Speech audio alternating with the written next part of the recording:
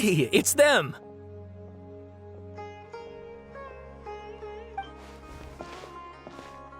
Akaba, Sawada, you're still here?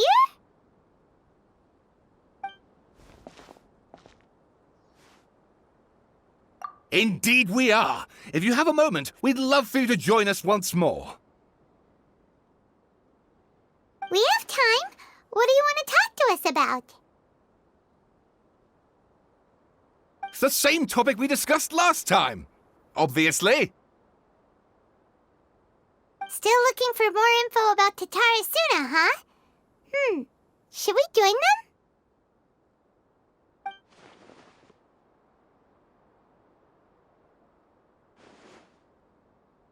Unfortunately, we haven't made any real progress. Huh? Oh, of course.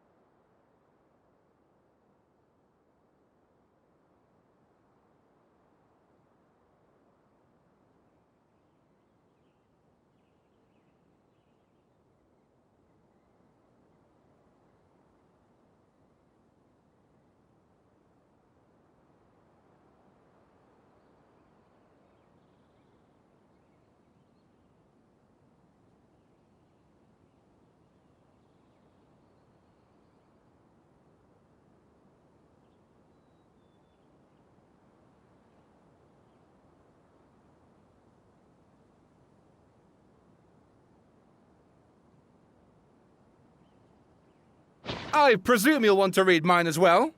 Here.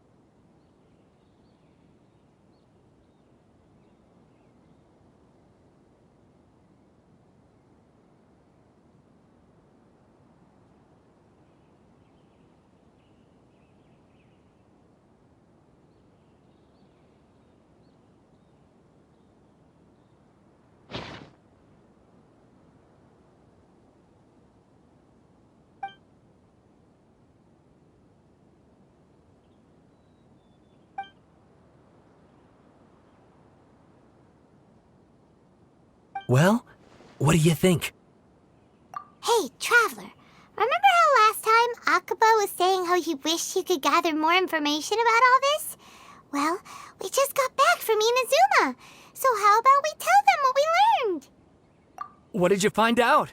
Something big? It's a long story.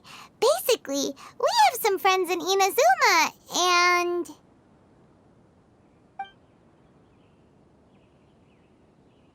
Wow, so many new details.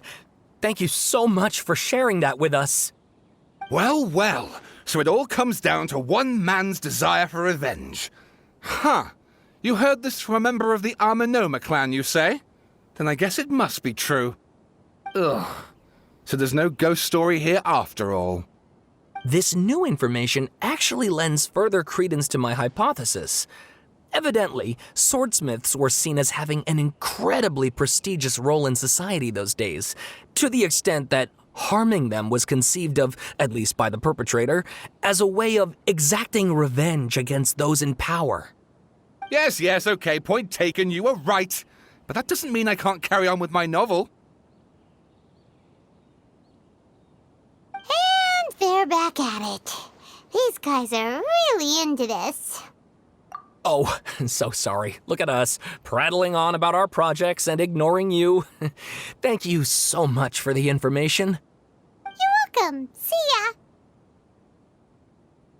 Keep us in the loop if you find out anything else.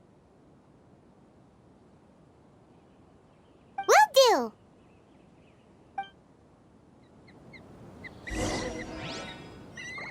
Let's move out.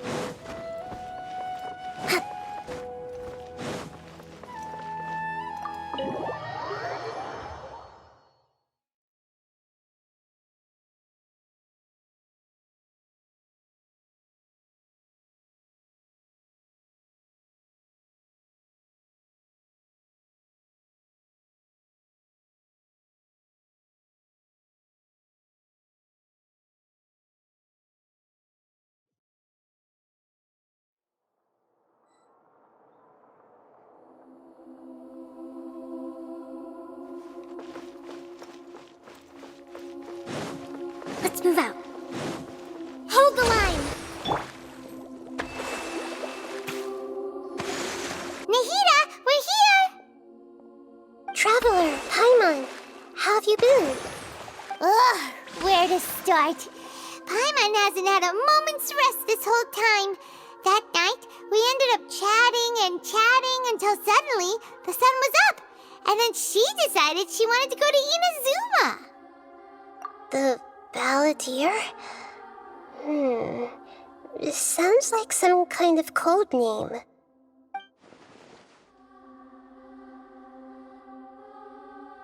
You look troubled. Is there something you need to tell me?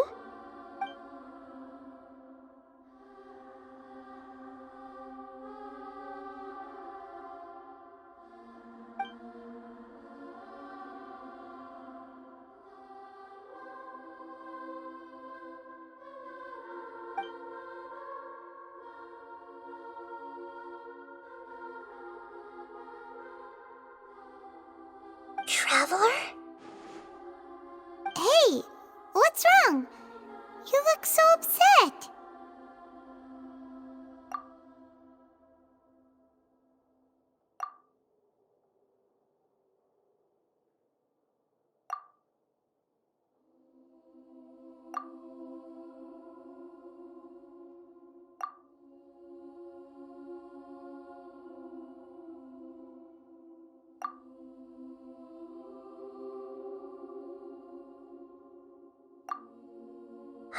That's quite a story.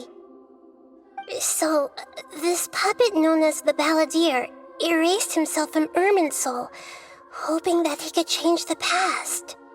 But how was he even able to do that? As the Traveler said, he very nearly became Sumeru's deity. Admittedly, I remember it a little differently. I don't recall finding anyone inside the machine after we defeated it. Nevertheless, it does make sense.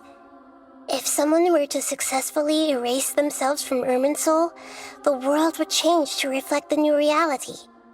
So, you believe this person really existed, and we just don't remember him because... well, because he literally changed the world? Yes. Theoretically speaking, it is possible to do this. But I'm struggling to imagine the kind of person who would dare go through with it. The Traveler comes from a world beyond to that. That's why there's no information about her in Irminsul, and it also explains why any changes to Irminsul wouldn't affect her. So if there's anyone in the world capable of retaining memories from a past that has been rewritten, it's you. It's quite incredible when you think about it. Paimon's having a hard time understanding this Balladeer guy's motivations. Why did he do it? I can only make inferences based on the information we've been given. As for what kind of person he was, only you remember that.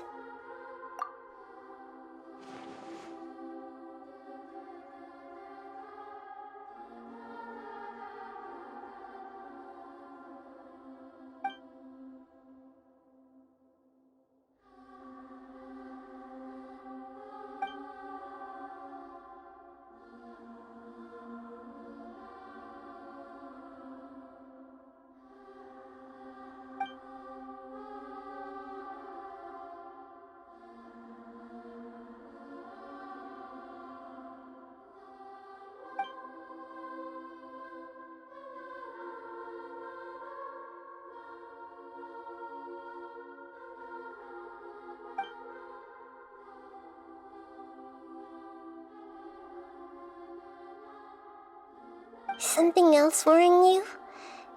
Something that you can't share? It couldn't change the fate of the ones who had died, right? Once the Balladeer realized he hadn't been betrayed after all, it must have completely changed his view of the people of Tatarasuna. Now he saw them as friends again. He couldn't keep hating humans after that, and if he thought there was a chance he could save his old friends, it would be hard not to try. The story makes sense, every part of it. The Balladeer tried to achieve godhood with the doctor's help. He was unsuccessful, but retained the power to connect with Irminsul. That power then enabled him to change what was recorded in Irminsul and erase himself, even though he didn't have much strength left. Yeah, it does make sense, but it still ended in tragedy for his friends. It just feels so hopeless. He gave everything to do this, but it seems like he got nothing in return.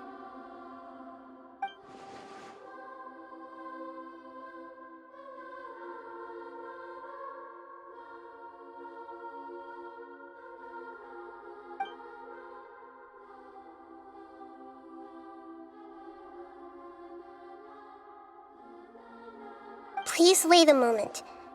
I want to check something. Found it. This should be the one. It turns out that I have a strange way of confirming everything she has told us. What is it? A record from a personal collection. It was tucked away in a corner. You should take a look.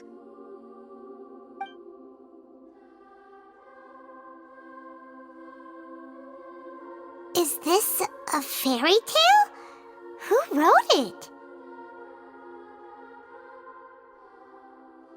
I authored this record myself.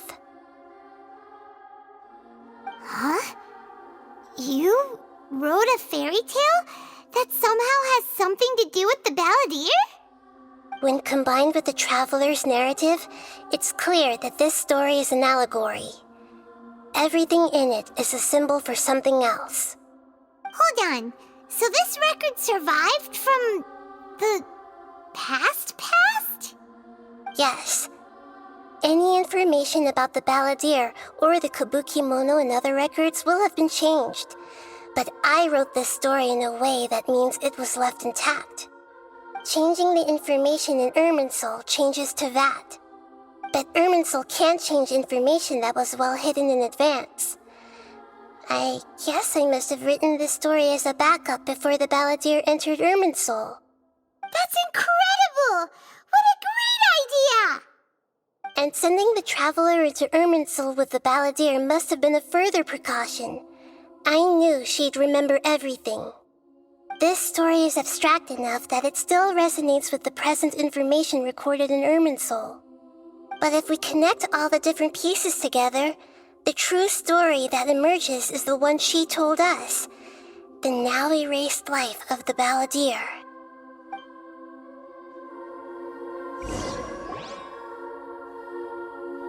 There was once a lone monster draped in fox fur. The monster found a family of foxes, joined them, and they became friends.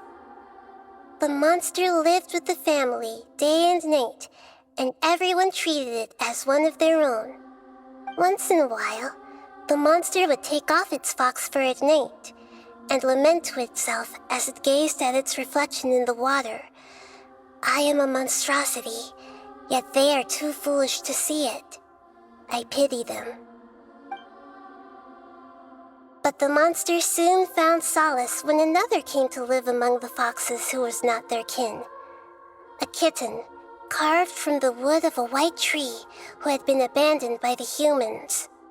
The kitten too wished to become a fox, but its tail was too slender and it could not grow a coat of richly colored fur. Yet when the other foxes saw this, they spoke words of comfort to the kitten. Even without a tail and fur like ours, you are still one of us. Furious at this happy resolution, the monster lit a fire on the mountain. The terrified animals panicked as the fire spread. The only way to extinguish the flames was to make a sacrifice. A gray fox stood up and addressed the monster. It said, "You are the cleverest among us. Surely you can help us find a way to solve this." The monster smiled, led the fox toward the fire, and murdered it. The gray fox's heart was turned into a beautiful drop of water, clear, spotless, and pure. The monster gave the heart of water to the kitten, telling him, "The foxes have decided. You are the one who must be sacrificed.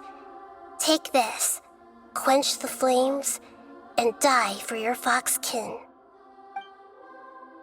The fire was extinguished, but the kitten lived. It left that side of the mountain and found a little bird who had a broken wing. The two promised they would spend their whole lives together, but the little bird did not have long left to live. It passed away soon after. After burying the bird, the kitten left the mountain for good. Never again would it cherish a single creature nor a single blade of grass that stood on that mountain. The kitten spent the nights wandering aimlessly, gnashing its teeth at the moon. How it wished to swallow the moon and devour the moonlight.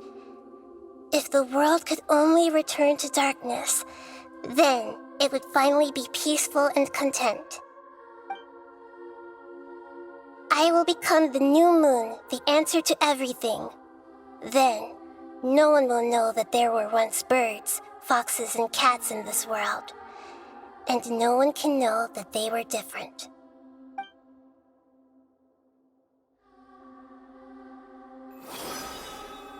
We solved it! I remember now. This is not just the Balladeer story. It is his very own memories. I made a backup so that it would be preserved no matter what happened. To become a god, he was experimented on and modified countless times. It was brutal torture, and the only reason he was able to survive is that he was a puppet. This memory was extracted from him by the scholars.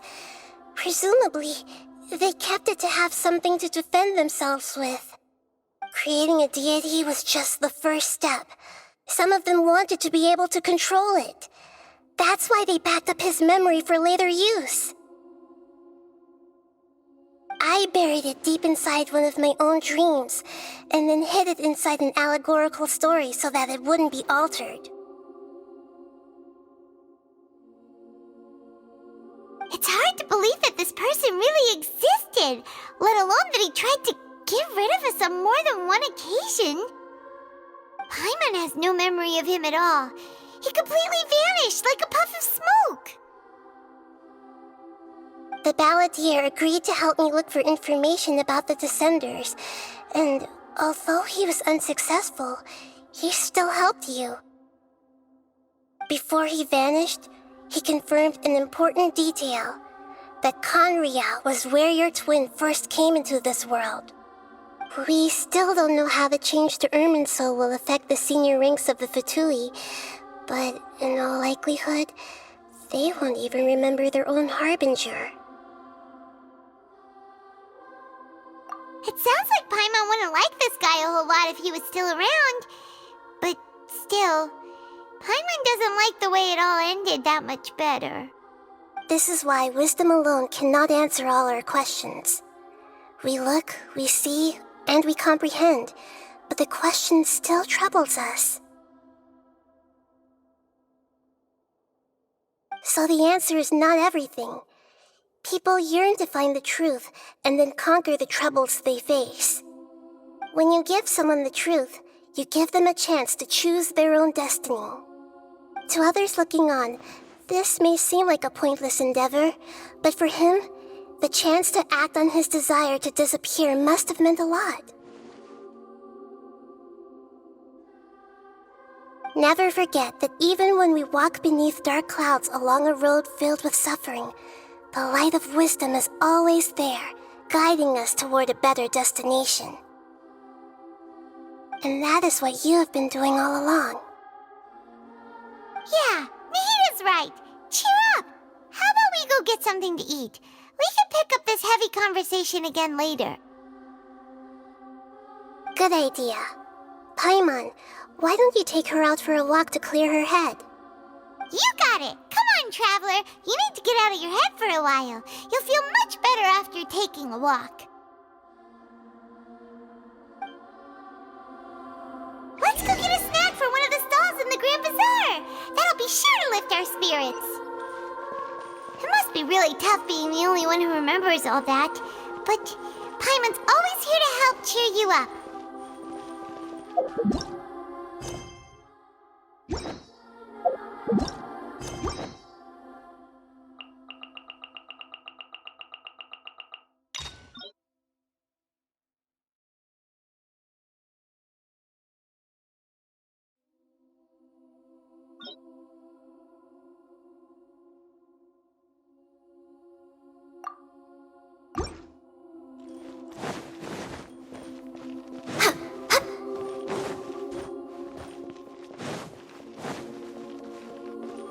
We're way behind schedule. There's a few things I'd like to look into. You should go take a walk and try to unwind.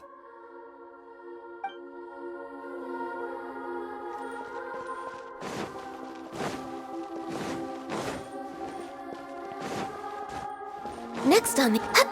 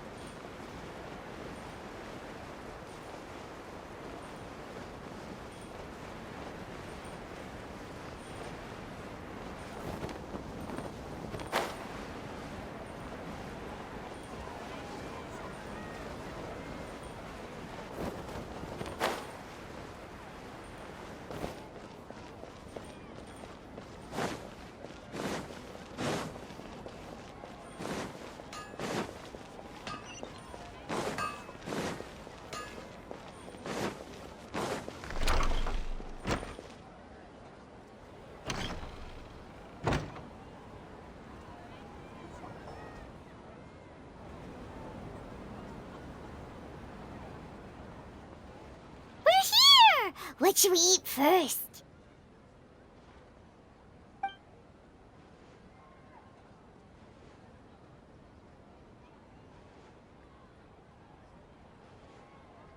Hey, are you gonna answer or what?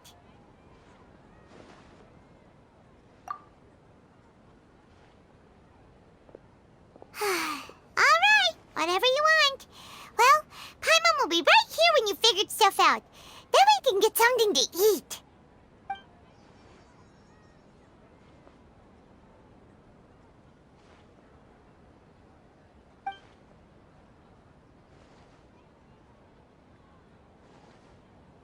What is it? Have you figured it all out?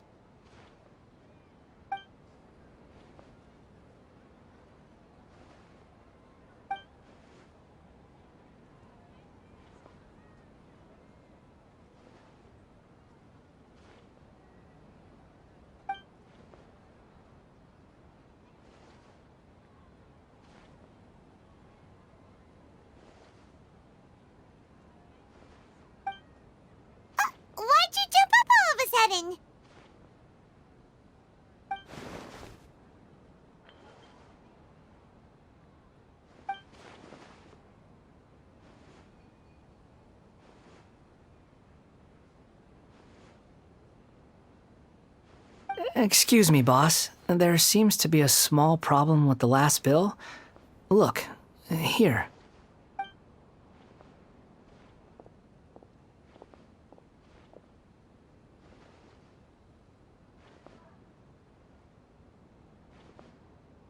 Hey! Hey, wait! You mean me? No, not you. That kid! Didn't you see? Little rascal grabbed my last 2 fresh Sunsetias and ran off. Look, if you're gonna help out here, you can't keep spacing out, okay? What is it? Work's too boring for you? Or has the big city got too many distractions? I wasn't paying close enough attention. Sorry, boss. I think you're right. Maybe it's the city. It's so exciting. It can be hard to focus. Who's that guy? You know him or something? He's who?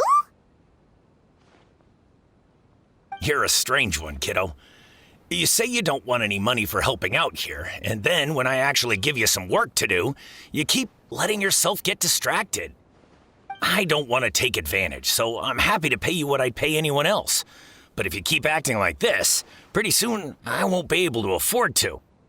No, please. I mean it. You don't need to pay me anything. I'm just so thankful you agreed to take on an outsider like me. You're welcome, I guess. But I got bigger things to worry about.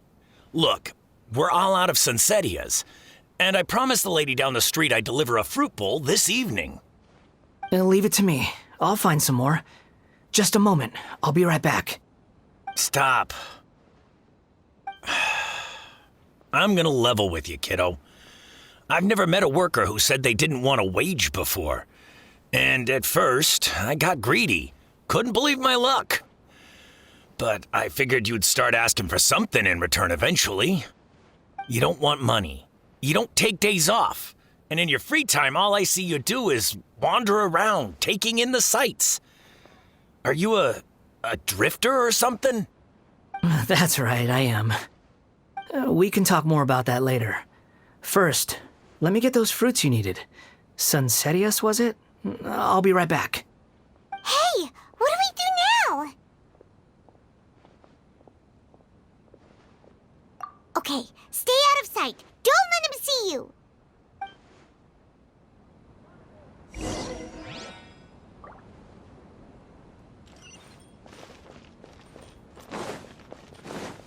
We're way behind schedule.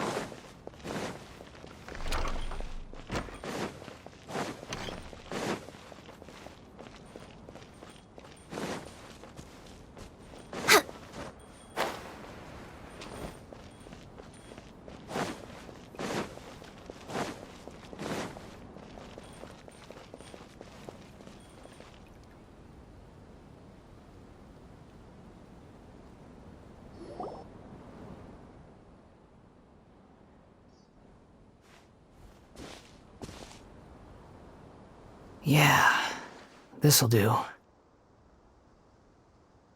though you say he's the Balladeer, what are we planning on doing? Stealing his Sunsetias? Isn't that a bit too cruel? Oh, all right. This should be enough.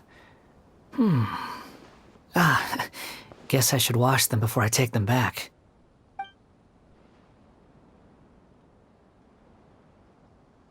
Huh? You two over there.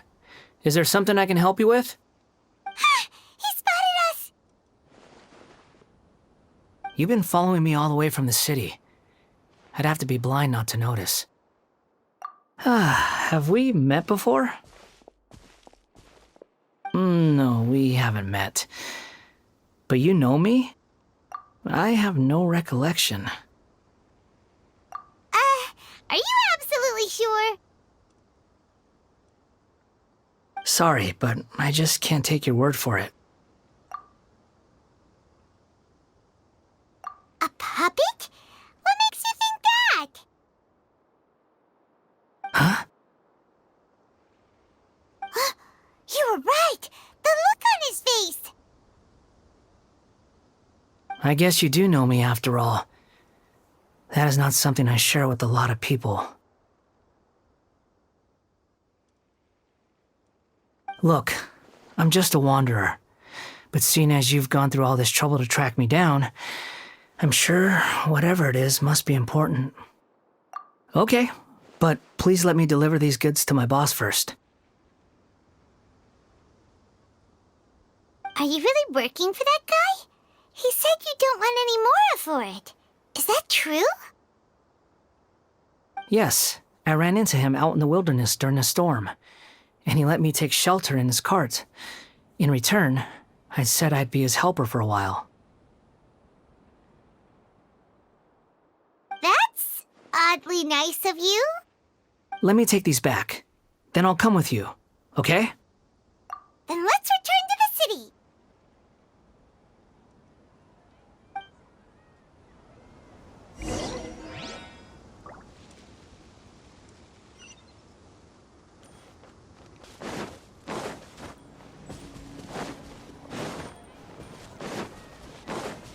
Next on the agenda...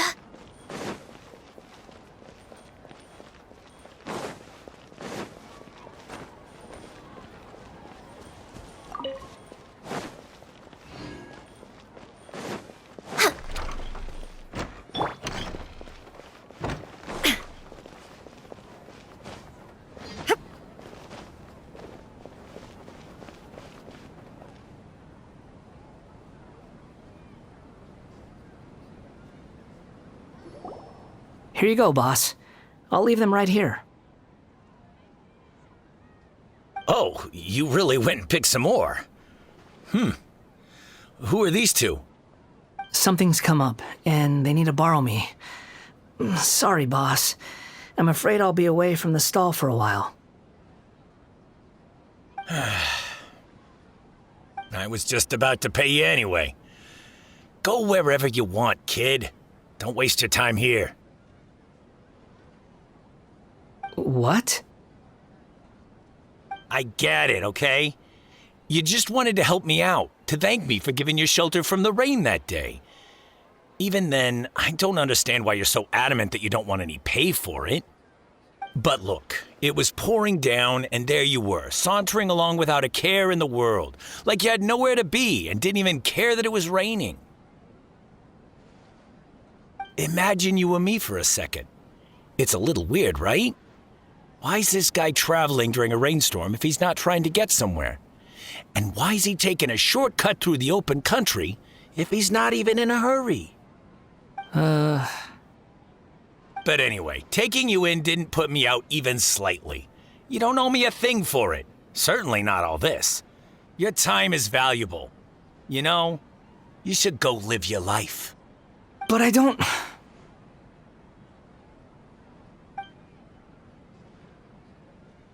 No, you're right.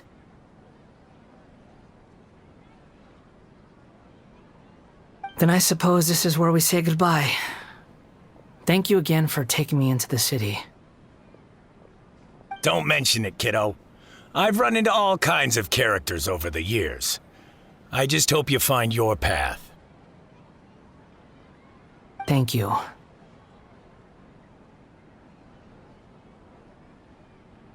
All right, done. Thanks for waiting for me. We can go now.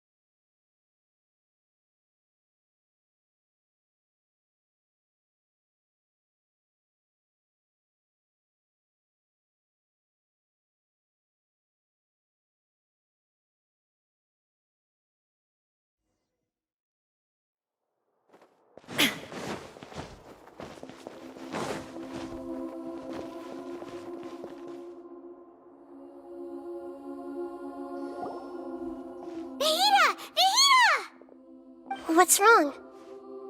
Huh? Are you? Hello. I do apologize for the sudden intrusion. We found this guy in the street, but he doesn't seem to remember anything. So, yeah, quite an eventful walk.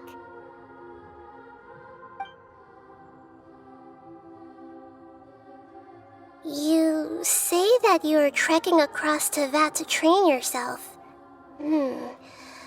Many other Inazumans who describe themselves in this way call themselves Shugenja. Why do you refer to yourself as a wanderer? Well, it seems more relevant in my case. To me, it sounds like a plant with no roots.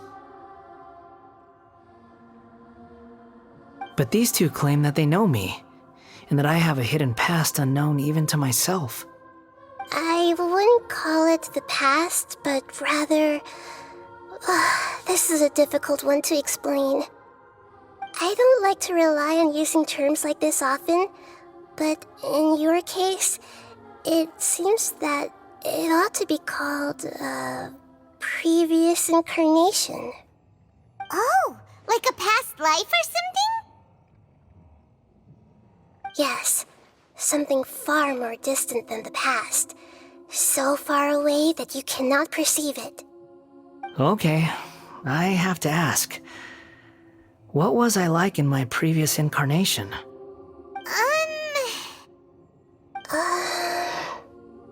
Oh, okay.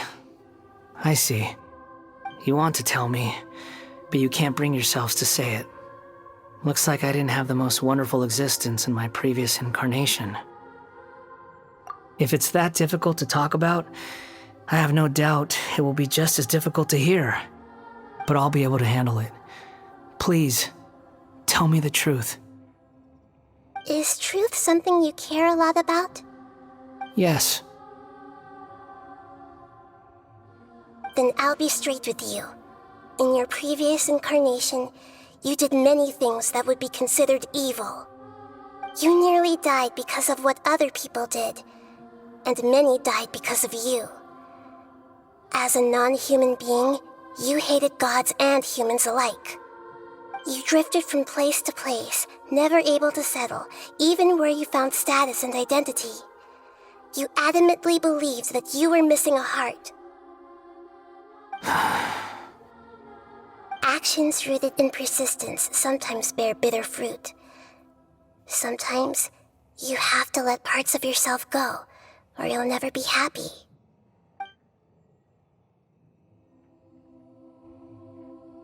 I gave everything I had, but it barely changed history at all.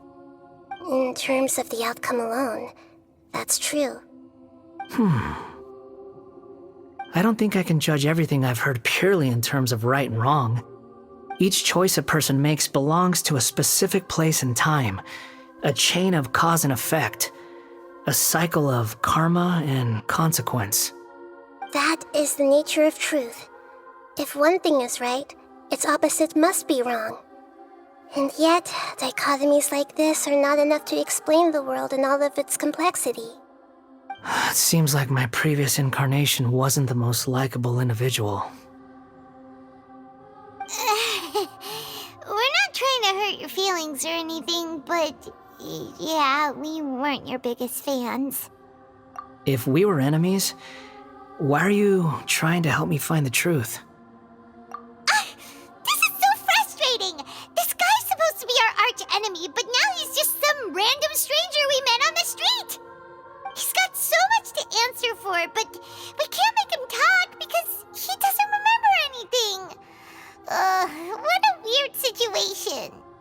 Lesser Lord Kusanali, as the god of wisdom, I trust that everything you told me must be true. Yes, it's all true. I can even show you the memories themselves, if you're willing. Please, I want to see them for myself. I want to experience my own transgressions. Even though it will cause your present self great mental anguish? I'm just a puppet, with no heart and no name. There is nothing in this world for me to cling to fill the void within me. Except maybe these sins that can never be undone. Very well. As you wish. Wait, shouldn't we go with him? This one's kind of on us for bringing him here. Don't worry. Whatever danger I might face, it's my burden to bear. Traveler, could I ask you to supervise him on my behalf? Oh, good point. Given your, unique situation, we'd better keep an eye on you. Understood. Thank you. Now, prepare yourselves, everyone.